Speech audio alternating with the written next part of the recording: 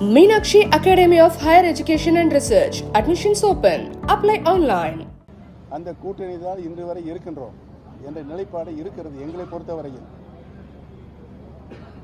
இல்ல வேணா இரட்டை இலையை பொறுத்த வரைக்கும் நீங்க என்டிஏ கூட்டணியில் இருந்தாலும் அவங்க அதிமுக சார்பாக இருக்கக்கூடிய எதிர்கட்சி தலைவர் இருக்கக்கூடிய அணி அவங்க இரட்டை இலைன்றவங்க. அப்ப நீங்க என்டிஏ கூட்டணிக்கு போகும்போது நீங்க தனிப்பட்ட முறையில பிஆர்ஜி சின்னத்துல அந்த எலெக்ஷன் நின்னீங்க. இப்போ இந்த வரக்கூடிய தேர்தல் நீங்க எந்த சின்னத்தில் நிற்பீங்க? இரட்டை இலை சின்னத்தில் நிற்பீங்களா இல்ல இரட்டை இலையில் நிற்பீங்களா? இரட்டை இலை சின்னத்தை பொறுத்தவரையில் ஈரோடு கிழக்கு தொகுதியில் தற்காலிகமாகத்தான் அங்கு இரட்டை இலை சின்னம் தரப்பட்டது. அந்த தற்காலிக நிலைப்பாடை இதுவரை தொடர்ந்துகிற நிலைதான் கடந்த நாடாளுமன்ற தேர்தலிலும் இருந்தது. அதற்காக நான் என்னுடைய சுயேட்சை சின்னத்தில் நிற்க வேண்டிய நிலை ஏற்பட்டது. சுயேட்சை சின்னத்தில் தான் நான் நின்றேன். ராமநாதபுரம் நாடாளுமன்ற மக்கள் எனக்கு மிகுந்த ஆதரவு தந்து என்னை 2ஆம் இடத்தில் தக்க வைத்துக் கொண்டார்கள். உங்களுக்கு அனைவருக்கும் தெரியும். என்னை தோற்கடிப்பதற்கு அங்கு ஏற்பட்ட சூழ்ச்சி சூதெல்லாம் உங்களுக்கு தெரியும். 6 ஓ பன்னீர்செல்வத்தை அங்கே கொண்டு வந்து நிறுத்தினார்கள். இவையெல்லாமும் உங்களுக்கு தெரியும். இதையெல்லாம் மீறி ஒரு சாதாரண தொண்டன் சுயேட்சை நின்று பலாப்பழ சொன்னம் சுயேட்சை நின்று 3,42,000 ஓட்டுகள் 33% பெற்றிருக்கு என்று சொன்னால் எங்களுடைய அனைத்து இந்திய அண்ணா திராவிட முன்னேற்ற கழகத்தினுடைய தொண்டர்களின் உரிமை மீட்கின்ற குழு எடுத்து வைத்திருக்கின்ற நியாயங்களுக்கு கிடைத்த ஒரு நல்ல தீர்ப்பாகத்தான் மக்களும் தொண்டர்களும் எங்களுக்கு அளித்த தீர்ப்பு. நீங்க பாஜக கூட்டணிக்கு வருவது அதிமுக விரும்பவில்லை என்றால் உங்களுக்கு நிலைப்பாடு பாஜக என்டிஏ கூட்டணியில் நீங்க தொடர்றதை அதிமுக விரும்பலைன்னா உங்களோட நிலைப்பாடு என்ன? யார் விரும்புகிறார்கள் விரும்புகிறார்கள் எங்களுக்கு அதை பற்றிலாம் கவலை இல்லை. எங்களுடைய நிலைப்பாடை இன்றைக்கு மாவட்ட கழக செயலாளர்கள் தலைமை கழக நிர்வாகிகள் கருத்துக்களை கேட்டிருக்கிறோம். மீண்டும் நாங்களே நேரடியாக அனைத்து மாவட்டங்களும் சென்று அங்கு தொண்டர்களின் கருத்தையை கேட்க இருக்கின்றோம். இவைகளெல்லாம் கேட்டு ஒரு நல்ல முடிவை நாங்கள் அறிவிப்போம். என்டிஏ கூட்டணி தமிழகத்தில் எடப்பாடி அவர்கள் தலைமையில் தான் இருக்குன்னு சொல்லியிருக்காங்க. ஒருவேளை அவர்கள் உங்களை ஏற்றுக்கொள்ளவில்லை என்றால்? ஒருவேளை ஏற்றுக்கொள்ள எங்கள் யூகத்துக்கு நான் எப்படி பதில் சொல்றது? ஆனால் ஒன்று மட்டும் தெளிவான சொல்லிடுறேன். மாண்புமிகு மத்திய அமைச்சர், நீங்கள் எல்லாரும் எதிர்பார்க்கிற கேள்வி, உள்துறை அமைச்சர் அவர்கள் இங்கு வந்திருந்தார்கள். ஏன் உங்களை அழைக்கவில்லை என்று நீங்கள் இப்போ எல்லாரும் கூடி பேசி அந்த கேள்வியாட்டை கேட்கணும் நீங்கள் பேசிக்கிட்டு இருந்தீங்க. அதை நானும் கேள்விப்பட்டேன். உண்மையிலேயே அதை எங்களை அழைக்காது நாங்கள் எங்களுக்கு வருத்தம் அளிக்காதான் இருக்கிறோம்.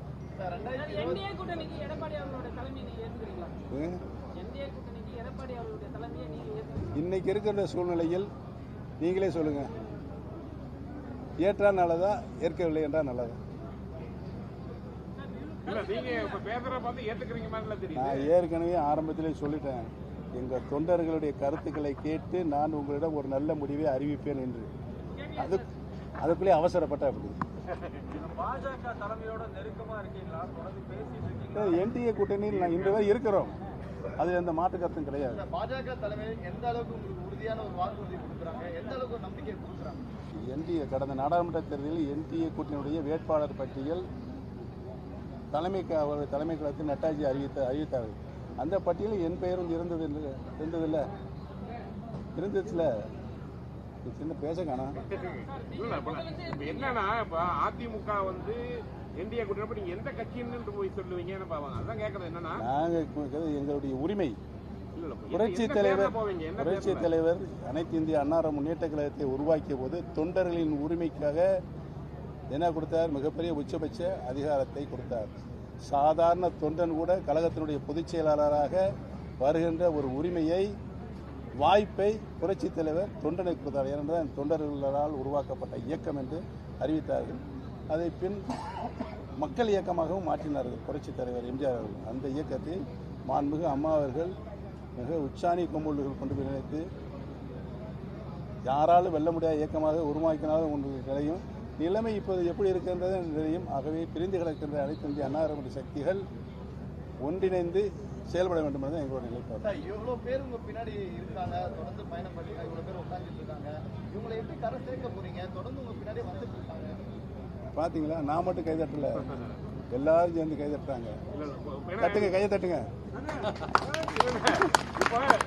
நீங்க பேசுற சூழல் பார்த்தா இப்ப ஏன்னா அவரு எதிர்க்க எதிர்க்கட்சி தலைவர் பத்தி நீங்க எதுவுமே பேசல, விமர்சனம் பண்ணல. ஆமா ஆனா உங்களுடைய ஒரே ஒரு நோக்கம் வந்து எல்லாம் ஒண்ணு சேர்ந்து திமுக எதிர்க்கிறது ஆமா தெரியுது. டெய்லி அறிக்கை வருதுல்ல, பெரும்பாலான அறிக்கை யாருமே போடுறதில்ல. நீங்க போடுறீங்களா அறிக்கையில? என்னுடைய அறிக்கையெல்லாம் போடுறதே இல்லை. நீங்க இப்ப எல்லாம் சமாதானம் ஆயிட்டீங்க. இப்ப மறைமுகமா யாரு என்னை பொறுத்தவரை மறைமுகமா எந்த பேச்சுவார்த்தை யாரையும் கிடையாது. சார், தமிழகத்துல என்டிஏ கூட்டணிக்கு எடப்பாடி அவர்கள் தலைமையில் இருக்கணுமா இல்ல பாஜக தலைமையில் இருக்கணுமா? இந்த என்டிஏ கூட்டணியில் வந்து எல்லாம் ஒரு 9 கட்சி இருக்குங்க. 9 கட்சி இருக்கு. அன்றைக்கு வந்து மாண்புமிகு உள்ளாட்சித்துறை அமைச்சர் அவர்கள் சொல்லிட்டு சென்றிருக்கிறார். 9 கட்சியும் தேர்ந்து உட்கார்ந்து பேசி முடிவெடுக்கும் போது அந்த நிலைமை. இப்ப நீங்க மாவட்ட செயலாளர் கூட்டம் நடத்துனீங்க. இப்ப பெரும்பான்மையான மாவட்ட செயலாளர் என்ன சொன்னாங்கன்னா, எல்லாருமே அதிமுக விரும்பாங்க, அந்த ரெட்டில யாருமே விட்டு கொடுக்க தயாரா இல்ல, அது நல்லாவே தெரியும். இப்ப இவங்க விருப்பத்தை வந்து நீங்க எப்படி வந்து பிரதிபலிக்க போறீங்க? அதுதான் சொல்றேன், இது வாங்கி வச்சிருக்கிறோம், அதை ஆய்வு பண்ணுவோம். மாவட்டங்களில் நேரடியாக போய் கூட்டத்தை நடத்த போகிறோம். அங்கே இருக்கிற கருத்துக்களை ஆய்வு பண்ணி சம்பந்தப்பட்டவர்கள் அனைவரும் இந்த கட்சி உருவாக்கியவர்கள் இன்னும் இருக்கிறாங்க. அவங்களுடைய கருத்துக்களை கேட்டு எங்க நாங்கள் நல்ல முடிவு எடுப்போம். இல்ல, பொள்ளாச்சி விஷயத்தை வந்து அதிமுகவை குற்றச்சாட்டு நேரடியாக வந்து குற்றச்சாட்டு வைக்கிறாங்க திமுக. பொள்ளாச்சி விவகாரத்தை பொறுத்த வரைக்கும் உங்களுடைய கருத்து என்ன? பொள்ளாச்சி அந்த யார் ஆட்சியில் அது நடைபெற்றாலும் மிகவும் கண்டிக்கக்கூடிய தண்டிக்கக்கூடியதான் தண்டனை பெற்றிருக்கிறது உச்சநீதிமன்றம். சார், அமித்ஷா பேசும்போது உங்க அணிக்கு என்டிஏல இடமில்லைங்கிற மாதிரி தான் அவர் பேசியிருக்காரு. எங்க பேசினாரு? அன்னைக்கு கேள்வி கேட்கும்போது அதிமுக உடைய இன்டர்னல் அஃபேர்ஸ் நாங்க தலையிட முடியாது அதை சொல்லியிருக்காரு. நீங்க வந்து சமரசத்துக்காக, அதாவது இதே எடப்பாடி பழனிசாமி பிரைம் மினிஸ்டர் பக்கத்தில் உட்கார்ந்துட்டு ஏந்திரிச்சு வந்தாருன்னா, திருப்பி கூட்டணியில் சேர்ந்தாருன்னா, நாளைக்கு ஏன் மாறக்கூடாது என்று நினைக்கிறீர்கள்? எல்லாம் ஒன்று சேர்ந்தால் தான் நம்ம வெற்றி பெற முடியும். ஓபிஎஸ் அதிமுக எல்லோரும் ஒன்று சேர வேண்டும் என்று ஏன் வரக்கூடாது மாற்றுகிறது? நிச்சயமாக வரும். வரவில்லை என்றால் எங்களை இணைக்காமல் அதிமுக வெற்றி பெற முடியாது. இது பொதுமக்கள் கட்சிக்காரர்களுடைய எண்ணம். சமரசம் நோக்கி போறீங்க, அது கரெக்டா சொல்றது? சமரசம் நோக்கி போறீங்களா? நீங்க கேட்கறதுல அர்த்தமே இல்லை. நீங்க கேட்கறது இல்லை. பிரிந்து கிடக்கிற சக்தியில் அனைவரும் ஒன்றிணைய வேண்டும் என்று சொல்லிவிட்டோம்.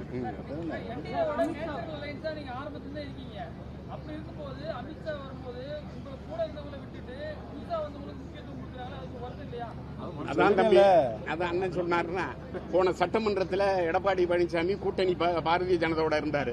நாடாளுமன்றத்தில் அவரே கூட்டணி இல்லைன்ட்டு வெளியில வந்தாரு. இப்ப கூட்டணிக்கு ஒத்து வந்திருக்கிறாரு. நாளை மாறும். இந்த இயக்கத்தினுடைய தொண்டர்கள் விருப்பம் நிறைவேறலாம். நிறைவேறவில்லை என்றால் அண்ணன் சொன்னது போல ஒவ்வொரு மாவட்டமாக சென்று தொண்டர்கள் விருப்பத்தை கேட்டு அண்ணன் முடிவெடுப்பான். நாங்கள் முடிவெடுப்போம்.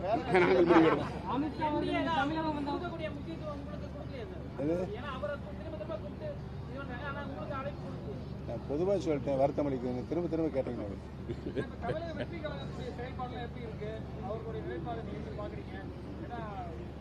ஏற்கனவே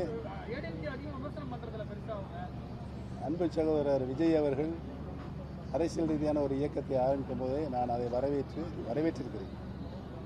அவருடைய இலக்கு எதை நோக்கி சென்று கொண்டிருக்கிறது என்பதனை அவருடைய அரசியல் ரீதியான செயல்பாடுகளை பார்க்கும்போது தான் அவரை பற்றிய ஒரு கருத்துக்களை சொல்ல முடியும் என்று ஏற்கனவே சொல்லியிருக்கிறேன். இன்றைக்கு வரைக்கும் ஒரு நல்ல இலக்கை நோக்கித்தான் அவர் சென்று கொண்டிருக்கிறார். முன்னாள் முதல்வர் ஒரு தலைவராக நீங்க என்டிஏ அணியில் இருக்கக்கூடியவராக வந்து ஒரு திமுக அரசை வீழ்த்துவதற்காக கண்டிப்பா ஒரு வியூகம் வச்சிருக்கீங்க. நீங்க வந்து என்டிஏ கூட்டணிக்கு வேற எந்தெந்த மாதிரி கட்சி கிட்ட நீங்க பேச்சுவார்த்தை தனிப்பட்ட முறையில் அதாவது எடுத்துருக்கீங்க? தனிப்பட்ட முறையில் என்டிஏயில் இருக்கின்ற அனைத்து கட்சிகளும் திரு எடப்பாடி பழனிசாமி தவிர்த்து அனைத்து பேரும் எங்களுடன் பேசிக் கொண்டுதான் இருக்கிறார்.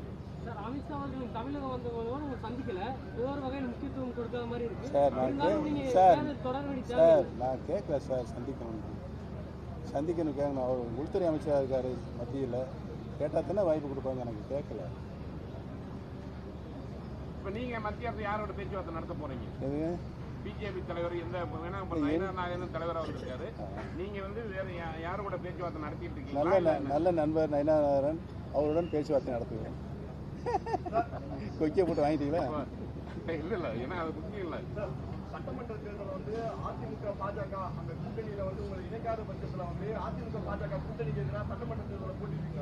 அந்த கூட்டணிக்கு எதிராக அதிமுக பாஜக கூட்டணிக்கு எதிராக சட்டமன்ற தேர்தலை போட்டிருக்கீங்களா? ஒருவேளை கூட்டணி இப்ப இன்னைக்கு நடத்தப்பட்ட கூட்டம் மாவட்ட கழக செயலாளர் ஆய்வுக் கூட்டம் இனிமேல் நடத்த போகின்ற அந்தந்த மாவட்டங்களுக்கு சென்று நடத்தப்படுகின்ற நிர்வாகிகள் மற்றும் தொண்டர்களின் கூட்டம் இவையெல்லாம் அந்த கருத்தின் அடிப்படையில் ஒரு நல்ல முடிவை அறிவிப்போம். நீதிமன்ற வழக்கு நடைமுறையெல்லாம் எப்படி போயிட்டு இருக்கு? எந்த ஒரு நம்பிக்கை இருக்கு நீதிமன்றம்? அனைத்து இந்திய அன்னார முன்னேற்ற கழகத்தினுடைய எங்களுடைய கழக சட்ட விதி புரட்சித் தலைவர் உருவாக்கிய சட்ட விதி 50 ஆண்டு காலம் அதை புரட்சித் தலைவி அம்மா அவர்களும் கடைபிடித்து வந்த சட்ட விதி. எந்த சட்ட விதியை திருத்தம் செய்யவோ ரத்து செய்யவோ கூடாது என்று புரட்சித் தலைவர்களே வரையறுத்து எழுதியிருந்த அந்த சட்ட விதி பங்கம் ஏற்பட்டுவிட்டது. அதற்காகத்தான் அதனுடைய ஒரு சாதாரண தொண்டன் கூட அந்த பதவிக்கு போட்டியிடாமல் என்ற சூழ்நிலை இருந்தது. இப்போ என்ன, பொதுச் செயலாளர் போட்டியிடுறதுக்கு 10 மாவட்ட செயலாளர்கள் முன்மொழியணும், 10 மாவட்ட செயலாளர் வழிமொழியணும், 5 வருஷம் தலைமை கழகத்தினோட நிர்வாகிகளாக இருக்கணும். அப்படின்னா யார் போட்டியிட முடியும்? இவங்க தான் போட்டியிட முடியும். சாதாரண தொண்டரோட இந்த என்ன அப்போ தொண்டர்கள் இயக்கமாக இந்த இயக்கத்தில் சாதாரண தொண்டரோட பொதுச் செயலாளர் பதவிக்கு போட்டியிடும் சூழலை புரட்சித் தலைவர் எம்ஜிஆர் அவர்கள் உருவாக்கினார்கள். மாண்புமிகு அம்மா அவர்கள் தான் கழகத்தினுடைய நிரந்தர பொதுச் செயலாளர் என்று பொதுக்குழு தீர்மானம் நிறைவேற்றியிருந்தோம். அதெல்லாம் காற்றிலே பறக்க விட்டாச்சு. அதுக்காக நாங்கள் உச்சநீதி வரை சென்று போராடி கொண்டிருக்கிறோம். உச்ச நீதிமன்றத்தில் இப்பொழுது வழிகாட்டுதல் ஒன்று செய்திருக்கிறார்கள், சொல்லியிருக்கிறார்கள், கட்டளையிட்டிருக்கிறார்கள். அனைத்து வழக்குகளும் இந்த தாவா உட்பட 6 வழக்குகள் உச்ச நீதிமன்றம் போய் மறுபடியும் கீழேருந்து மறுபடியும் போய் அங்கேருந்து மறுபடியும் திரும்ப கீழேருந்து போய் உச்ச நீதிமன்றத்தில் இந்த 6 வழக்குகளும் சென்னை உயர்நீதிமன்ற சிவில் சூட்டில் விசாரிக்க வேண்டும். சிவில் சூட்டில் என்ன தீர்ப்பு வழங்கப்படுகிறதோ அதுதான் ஃபைனல் பைண்டிங். இதற்கு முன்னால் எந்த தீர்ப்பு வழங்கினாலும் அது ஃபைனல் பைண்டிங் ஆகாது என்று சுப்ரீம் கோர்ட்டு உத்தரவுக்கு ஒரு வழிகாட்டுதல் நடந்துருக்கு. சிவில் சூட்டில் போய் வழக்கு நடந்து விட்டுருக்கு. மீண்டும் ஒருங்கிணைப்பாளர் துணை ஒருங்கிணைப்பாளர் எதிர்பார்க்கலாம். உங்களுடைய நிறைவேறினா சந்தோஷம், உங்க ஆசை நிறைவேறினா சந்தோஷம். நீங்க இப்போ அதிமுகவோட ஒருங்கிணைந்து பயணிச்சா எடப்பாடி அவர்களுடைய தலைமையை ஏற்றுப்பீங்களா? நீங்க அதிமுகவோட கூட்டணி அக்செப்ட் பண்ணிக்கிட்டாங்க அப்படின்னா எடப்பாடியோட தலைமை உங்களுக்கு நல்லா தெரியும். 2010 தர்மயுத்தத்தை ஆரம்பித்து நாங்கள் இணையும் போது நான் தான் ஒருங்கிணைப்பாளர். நான் ஒருங்கிணைப்பாளர் என்ற முறையில் இரட்டை இலை சின்னத்திற்கு கையெழுத்திட்டு தான் இன்று இருக்கின்ற எம்எல்ஏ இருக்காங்க. நான் ஒருங்கிணைப்பாளர் அவர் ஏற்றுக்கிட்டார்ல, அவர் முதலமைச்சராகவும் நான் ஏற்றுக்கிட்டேன்ல. ஆக கட்சி இணைகின்ற பொழுது சில பொதுவான கருத்துக்கள் உருவாகும். அது இப்போ எப்படி சொல்ல முடியும்?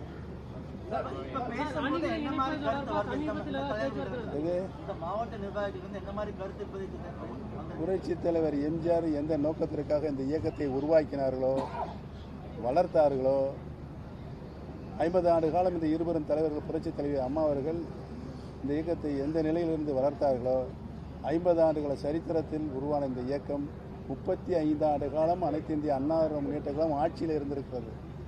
எந்த இயக்கத்திற்கும் இல்லாத ஒரு வரலாற்றை இந்த இருவரும் மாபெரும் தலைவர்கள் உருவாக்கி இருக்கிறார்கள். அந்த வரலாறு தொடர்ந்து இந்த அனைத்து இந்திய அண்ணா முன்னேற்ற கழகத்திற்கு நிரந்தரமாக இருக்க வேண்டும் என்பதுதான் எங்களுடைய நிலைப்பாடு. அதற்காகத்தான் நாங்கள் போராடி கொண்டிருக்கிறோம். அதற்காகத்தான் பிரிந்து கிடக்கின்ற அனைத்து இந்திய அண்ணா முன்னேற்ற சக்தியெல்லாம் ஒன்றிணைய வேண்டும் என்று சொல்லிக் கொண்டிருக்கிறோம். மூத்த தலைவர்கள் துரைசாமி ஆகட்டும், இவர்களுடைய நீங்க எப்படி பேசிட்டு இருக்கீங்கன்னா நீங்க எல்லாரும் இப்ப இவங்க நினைக்கிற பார்த்தா எல்லாம் ஒன்று சேர மாதிரி தெரியுது. இருந்தாலும் கூட அவங்களுடைய மூத்த தலைவர்கள் தான் நீங்க எப்படி பேச்சுவார்த்தை நடத்திட்டு இருக்கீங்க? தைரி துரைசாமி ஆகட்டும், செங்கோட்டையன் ஆகட்டும், ஏன்னா அவங்க 2 பேரும் அவங்க தனிப்பட்ட முறையில் எம்ஜிஆர் சந்தித்தவர்களே அதனுடைய மர்மத்தினும் சொல்லாமல் இருக்கிறார்கள். நான் அதை சொல்லலாமா? சொல்லுங்க, நீங்களே சொல்லுங்க. தர்மமா, அரசியல் தர்மமா? அது சமீபத்தில் இணைப்பு தொடர்பு எடப்பாடி தரப்பு பேச்சுவார்த்தை நடத்தினீங்களா? அவரோட பதில் என்னவா இருந்துச்சு? சமீபத்தில் அணிகள் இணைப்பது தொடர்பாக எடப்பாடி பழனிசாமி தம்பி 6 பேர் தலைவர்கள் போய் சந்திச்சதில் அவர் சுத்த போய் சொல்லிட்டாரு. அதுக்கு பின்னாலேயே அந்த 6 தலைவரும் என்கிட்ட பேசுகிறாங்க. நாங்கள் தானே போய் நேரடியாக பார்த்தோம். இதெல்லாம் எப்படி இதை நம்ம சொல்லி மாற்றிக்கிறோம். சார், இந்த பொள்ளாச்சி வழக்குல தீர்ப்பு கிடைச்சது திமுக தான் முழுமையான காரணத்தை தான் ட்ரை பண்ணிக்கிறாங்க. அந்த தீர்ப்பு வந்ததுக்கு கொடநாடு வழக்குல திமுக செயல்பாடு எப்படி பாக்குறீங்க? அவங்க கொடநாடு விரைந்து தீர்ப்பு வருவதற்கு என்ன மாதிரி நடவடிக்கை? கொடநாடு நடைபெற்ற கொள்ளை வழக்குகளை துரிதப்படுத்தி விரைவுபடுத்தி குற்றம் புரிந்தவர்களுக்கு தண்டனை வழங்கப்பட வேண்டும் என்று தமிழ்நாடு முழுவதும் மாவட்ட வாரியாக ஆர்ப்பாட்டம் போராட்டம் நடத்தியவர்கள் நாங்கள் தான். அனைத்து இந்திய அண்ணா முன்னேற்ற கழகத்தினுடைய தொண்டர்கள் உரிமைக்குழு தான் நடத்தியது, வேறு யாருமே நடத்தலை. இந்த தீர்ப்பு வந்துச்சுன்னா அந்த தீர்ப்பை உருவாக்கியவர்கள், தீர்ப்பளித்தவருக்கு நாங்கள் நன்றி சொல்ல கடமைப்பட்டுள்ளோம். யார் மாட்டுவாங்கன்னு நினைக்கிறீங்க சார்? ஒரு தீர்ப்பு வந்தா நீங்க இதெல்லாம் நீங்க என்னை மாட்டிவன்னு நினைக்கிறீங்க.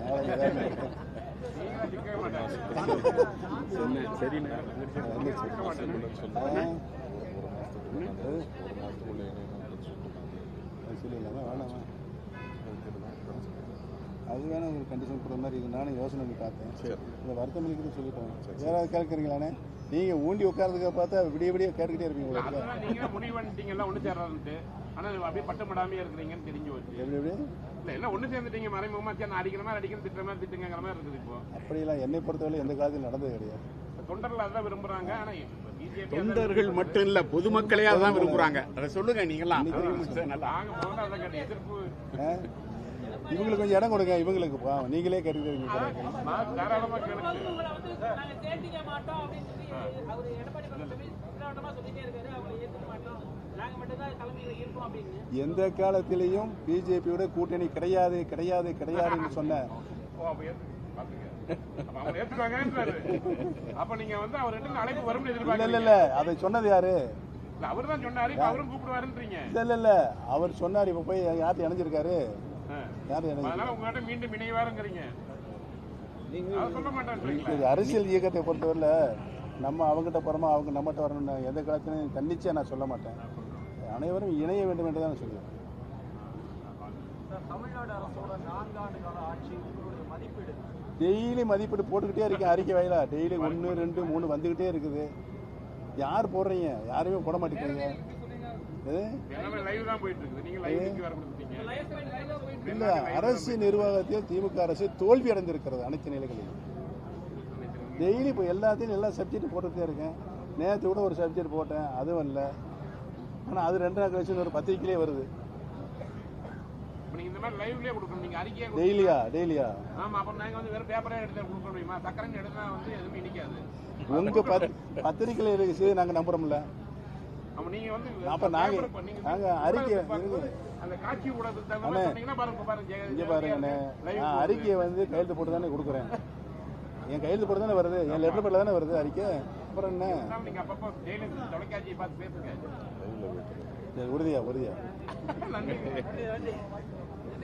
வேற ஒன்றும் கோவம் இல்லை உங்களுக்கு? இல்ல சந்தோஷம். நீங்க நல்லா ஒண்ணு சேருங்க.